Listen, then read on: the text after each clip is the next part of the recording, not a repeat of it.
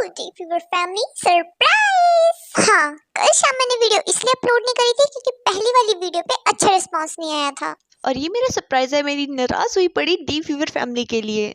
ये एक 7 डेज की लव स्टोरी है जिसमें 10 एपिसोड है और इसको मैं 2 पार्ट्स में कवर कर दूंगी। ये फर्स्ट पार्ट है, इसमें मैं पहले 5 एपिसोड की एक्सप्लेनेशन दूंगी और इस पार्ट में अगर मेरे को 200 स्माइली मिल गई ना तो नेक्स्ट 5 एपिसोड की एक्सप्लेनेशन ना चुटकी बजाते हुए आ जाएगी। तो पार्ट 1 की स्टार्टिंग में 2 हमशक्ल लड़कियां एक दूसरे को देखकर शॉक हो जाती है और इस सीन से 1 घंटे पहले की स्टोरी बताई जाती है। तो स्टोरी स्टार्ट होती है हमारी फीमेल लीड से, जो कि एक ऑर्डिनरी सी लड़की है और वो कैफे में as a part timer work करती है और ये उसके कैफे के बॉस जिहान है और उनकी सिस्टर एरी है। एरी आइडल की लाइफ से बहुत ज्यादा ही ऑब्सेस्ड है। एरी की एक फ्रेंड आइडल बन चुकी होती है जिससे वो जेलस हो जाती है। इसका जन्म भी 18 साल पहले मेरी तरह हुआ था, बट ये आइडल है, इसके आइडल फ्रेंड्स है और ये एरोप्लेन में घूमती है और मैं बस स्टॉप में। ये बातें ये हमारी फीमेल लीड डाउन को सुना रही होती है। डाउन बोलती है, ले ये कौन सी बड़ी बात है, जब मेरा गाने का मन करता है तो मैं अपने मजे के लिए इतना गाती हूँ जब तक मैं थक ना जाऊं, और प्लेन में राइड करना तो थकने वाला काम है। आराम से पब्लिक बाथरूम में नहाती हूँ और मेरे फ्रेंड्स आइडल से भी अच्छे हैं। हो मीन की डायून इनडायरेक्टली एरी को ये समझा रही थी कि जो है जितना है उसमें खुश रहे। डायून को कैफे में कॉल आता है कॉफी ऑर्डर करने के लिए। उसको क्या पता ये कॉल उसकी लाइफ चेंज करने वाला है नेक्स्ट 7 डेज के लिए। ये कॉल किम ब्यूल के मैनेजर ने किया होता है कॉफी ऑर्डर करने के लिए। तो किम ब्यूल हमारी सेकंड फीमेल लीड है जो 5 सालों से आइडल है। बीटीएस आर्मी को तो ऑलरेडी पता होगा कि आइडल क्या होते हैं। तो किम ब्यूल और डायून का फेस एकदम सेम है। तो किम ब्यूल बहुत अच्छी डांसर है बट वो कभी भी डांस में अपने एक्सप्रेशन शो नहीं कर पाती, जिस वजह से उसका सीईओ किम ब्यूल को यानी कि हमारी मेन डांसर को किसी और के साथ एक्सचेंज करना चाहता है। उसकी बातों से लग रहा था कि वो किम ब्यूल को इतना पसंद नहीं करता, बट किम ब्यूल का मैनेजर सीईओ को समझाता है, जिसमें उसके साथ मेन लीड पता भी है कौन है, जो आजकल म्यूजिक इंडस्ट्री पे नंबर 1 पर है। अभी वो बहुत अच्छा एक्टर है। तो ये हमारी स्टोरी का मेन लीड है हन जंगवू यानी कि जंगवू। किम ब्यूल हमारी आइडल वैरायटी शो में जाने के लिए मना कर देती है, जिस पर उसका मैनेजर उसको डांट रहा होता है। इतने में उसको कॉल आती है कि कॉफी आ गई भाई, जल्दी आ बाहर। और ब्यूल भी बोलती है कि मेरे को भी अपने साथ बाहर ले चल, मैं भी ताजी हवा खा लूंगी। बाहर जाते ही सभी किम ब्यूल की पिक्स लेने लग जाते हैं। अब यार आइडल है, पिक्स तो सभी लेंगे ही। इतने सारे कैमरा और उनकी आवाज सुनकर किम ब्यूल की हालत खराब हो जाती है और आइडल ब्यूल मन में ही सोचते कि साला कभी कभी तो मेरे को अपनी लाइफस्टाइल ही छोड़ने का मन करता है। ब्यूल का मैनेजर उसको दवाई देकर रेस्ट करने के लिए भेजता है। इतने में डायून की एंट्री होती है जो कॉफी डिलीवर करने आई होती है और ब्यूल का मैनेजर उसको देख के शॉक हो जाता है कि एग्जैक्टली ब्यूल की तरह दिख रही है और वो डायून को पकड़ के अपने साथ ले जाता है कि बहन एहसान कर दे मेरे पर, चल पड़ मेरे साथ। और वो डायून यानी देसी लड़की को आइडल किम ब्यूल के पास लेके जाता है और दोनों एक दूसरे को देखकर शॉक हो जाती है और यही हमारे फर्स्ट सीन में दिखाया गया था। तो किम ब्यूल एंजल्स ग्रुप की आइडल है और दूसरी हमारी देसी डायून जो कि कैफे में काम करती है। और अपनी डायून टीवी नहीं देखती तो उसको कैसे पता चलेगा कि उसकी हमशक्ल आइडल भी है। डायून को किम ब्यूल का मैनेजर बोलने लगता है किम ब्यूल को 7 दिनों के लिए एक वैरायटी शो में जाना है बट वो बीमार है, वो नहीं जा सकती। तेरे को बस 7 दिन उस शो में किम ब्यूल बनकर जाना है और डेटिंग का एक्ट करना है। इसमें तेरा खुद से कोई खर्चा नहीं होगा, होटल में 7 दिन के लिए तेरा रहना खाना पीना फ्री है। अरे लाइक वो डायून को किम ब्यूल बनाकर उस शो में भेजना चाहते थे 7 दिनों के लिए क्योंकि दोनों के फेस फीचर 90% सेम थे। बट हमारी देसी डायून टलने का काम करने लग जाती है, यार मैं क्या करूंगी कैसे करूंगी मेरे को कुछ पता नहीं है। किम ब्यूल डायून को बोलती है कि लिटरली मेरी तबीयत बहुत खराब है। अरे अभी आपने देखा तो कैमरे के सामने जाकर उसकी कितनी बुरी हालत हो गई थी। और किम ब्यूल डायून को बोलती कि मेरा सीईओ भी मेरे को निकालने की तैयारी में है और अगर मैं 7 दिनों वाले शो में नहीं गई तो ये चीज मेरे करियर पर बहुत इफेक्ट डालेगा, प्लीज मेरी हेल्प कर दे। जिस पर डायून बोलती कि चलो ऐसा बिहेव मत करो, बताओ तो सही मेरे को करना क्या होगा। तो डायून को पूरा किम ब्यूल के अवतार में चेंज कर दिया जाता है और किम ब्यूल का मैनेजर डायून को किम ब्यूल के डांस मूव सिखाने लग जाता है। I mean, ये सीन काइंड ऑफ फनी है और डायून को किम ब्यूल के डांस मेंबर्स की सारी इन्फॉर्मेशन देने लग जाता है। डायून को इतना बड़ा ग्रंथ पकड़ा देता है कि तेरे को किम ब्यूल के बारे में इतना कुछ जानना पड़ेगा। तो बताता है 7 दिनों तक तू जंगवू के साथ फेक डेटिंग करेगी और तू उसका नेम नहीं ले सकती तो उसको सीनियर बुलाएगी और वो बताता है कि तू हमेशा ये लिपस्टिक वियर करेगी, ये लिपस्टिक हमेशा ब्यूल वियर करती है। सब जानने के बाद हमारी देसी डायून ब्यूल बनकर होटल पहुंचती है जहां उसका ये शो होने वाला था और जाते ही उसका फोन उससे ले लिया जाता है।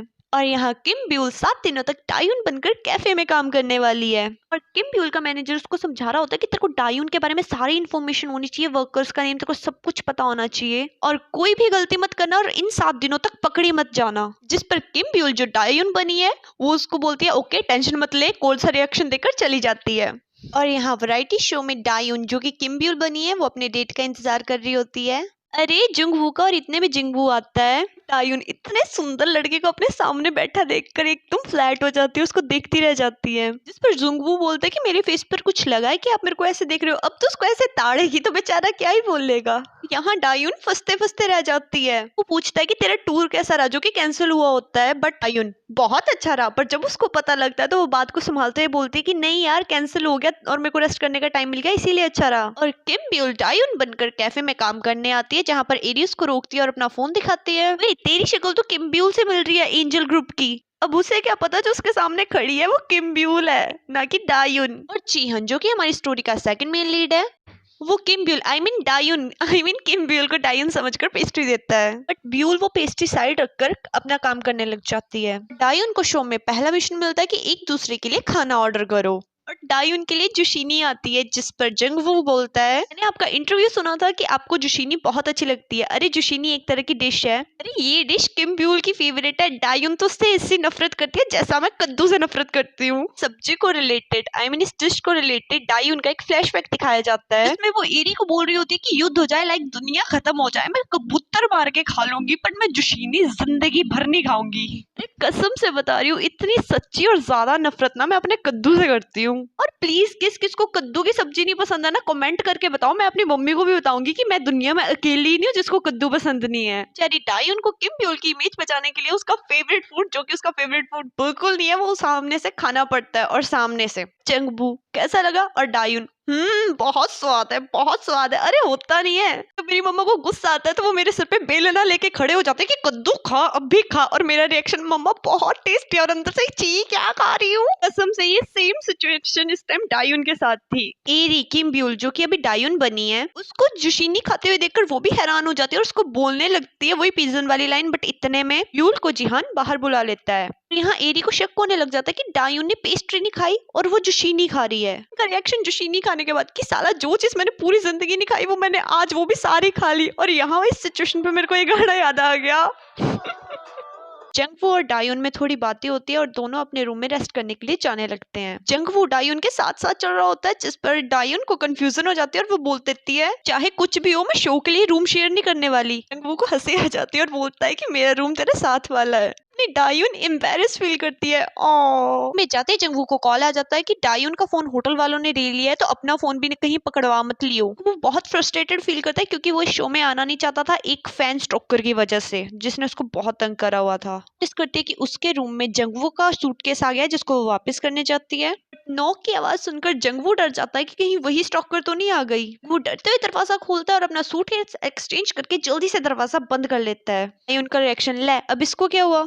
अब उसको क्या पता जंगवू स्टॉकर से बेचारा कितना परेशान है। ठीक है भाई, जीहन बोलते है कि तू कल से उसको ऐसे क्यों देख रही है, होमवर्क कर अपना। एरी को डायून के बिहेवियर को देखकर उस पर शक हो गया, जिस पर वो अपने भाई को छोड़कर एरी के पास जाती है। और किम ब्यूल जो कि डायून बनी है उसको बोलती है कि मेरे को ये पर्स दे गिफ्ट में। इस पर ब्यूल ओके करती है, बट एरी उसको कन्फ्रंट करती है कि ये गिफ्ट तो मेरे को डायून पहले ही दे चुकी है। कोनो ओ आप ब्यूल हो एंजल वाली। और ब्यूल उसको चुप रहने के लिए बोलती है, और इतना सब कुछ हो गया था तो वो एरी को सब कुछ बता देती है और उसको सीक्रेट रखने के लिए बोलती है। यहाँ डायून जो कि किम ब्यूल बनी है उसको सेकंड मिशन मिलता है कि उसका फोटो शूट होने वाला है, इसलिए वो जल्दी तैयार होके आ जाए। वो यहाँ डायून से सॉरी फील करता है रात के बिहेवियर के लिए। इतने में फोटोग्राफर की एंट्री होती है, जिसने उनके साथ पहले भी काम किया होता है। आते ही वो पहले ब्यूल का फोटो शूट करने के लिए बोलता है। बेचारी देसी डायून, अब उसको कहाँ आएंगे पोज बनाने। और कैमरामैन चढ़ जाता है लाइक तू आज करके रही है, ढंग से पोज दे, चल ब्रेक लेते हैं। मेकअप आर्टिस्ट डायून को देख के बोलती है यार तेरे स्किन का टेक्सचर चेंज हो गया, तेरी आईज भी डिफरेंट लग रही है। डायून फंसने ही वाली होती है कि वो किम ब्यूल नहीं है, बट इतने में फोटोग्राफर आके उसको भगा देता है कि मेरे को इससे बात करनी है कुछ। ब्यूल डाउन बन के कैफे में अपना जॉब ईमानदारी से कर रही होती है। एक आंटी जानबूझ के ब्यूल से जूस अपने पर्स पे गिरवा देती है और फिर वहां पे ड्रामे करने लग जाती है। कितना महंगा पर्स खराब कर दिया तूने, चल मेरे को अपना नंबर दे। फिर ब्यूल डिनाई करती है और वो आंटी सी उसकी फोटोज लेने लग जाती है। कैमरे से ब्यूल फिर अनकंफर्टेबल हो जाती है। इतने में जिहान बीच में आ जाता है, अरे कैफे का ओनर, और बोलता है कि आंटी आपकी गलती है। और वो आंटी से अपनी गलती मानने के लिए रेडी नहीं। मैं एरी आती है और बोलती है मैं स्कूल स्टूडेंट हूँ, मैं बाहर से जा रही थी और मैंने देखा इस आंटी ने उसको मारा। इतना सुनकर आंटी की हवा टाइट हो जाती है और वो पहली फुर्सत में वहां से भाग लेती है।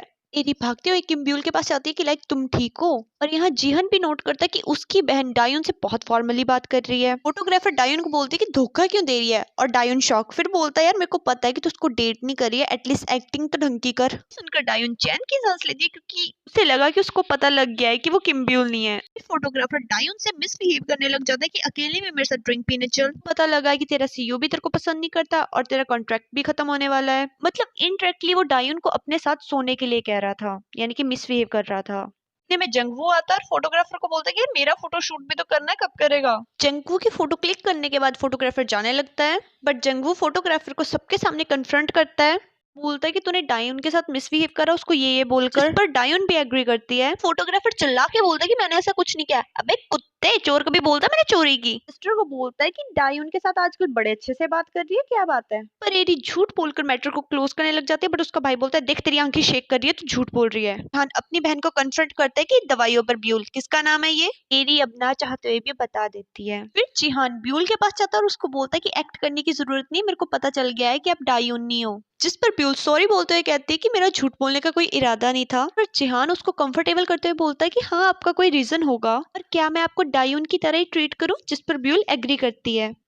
डायुन जंगवू को थैंक यू करने के लिए जाती है उसकी हेल्प के लिए, बट जंगवू सामने उसी स्टोकर लड़की को देखकर शॉक हो जाता है और वहां से चला जाता है। उन भी जंगवू के पीछे जाती है और जंगवू डायुन को बोलता है कि मेरे क्लोज मत आ। फिर एकदम से सॉरी बोलता है और डायुन को बोलता है कि जा भी मत। डायुन जंगवू को बोलती है कि फ्रेश एयर खाने चलेगा और उसको अपने साथ कन्वीनियंट स्टोर पे ले जाती है और वहां बहुत सारी बियर खरीदती है और दोनों बातें करने लग जाते हैं, लाइक तेरे को स्टोर के बारे में कैसे पता था। उन दोनों को वो ठरकी सा फोटोग्राफर भी देख रहा होता है, एक्चुअली वो अब जंगवू से बदला लेना चाहता होता है उसके बारे में अफवाह फैला के। ड्रिंक कर ली होती है, डायुन सोच रही होती है अगर मैं बताऊंगी ना मैंने जंगवू के साथ ड्रिंक करी है, मेरे फ्रेंड्स में से कोई यकीन नहीं करेगा। और नशे में जंगवू डायुन को बताता है कि उसको एक स्टोकर लड़की बहुत तंग कर रही है फैन बोल के, और हर जगह उसका पीछा करती है। बट डायुन उसको मोटिवेशनल स्टोरी सुनाती है और समझाते हैं कि हमें डरना नहीं चाहिए। दोनों अपने रूम में जाने लगते हैं। जंगवू डायुन को रोककर बोलता है कि तुमने कल डोर नॉक करा था, मैं डर गया था, जिस पर डायुन बोलती है कि अगली बार से मैं क्लैप करूंगी।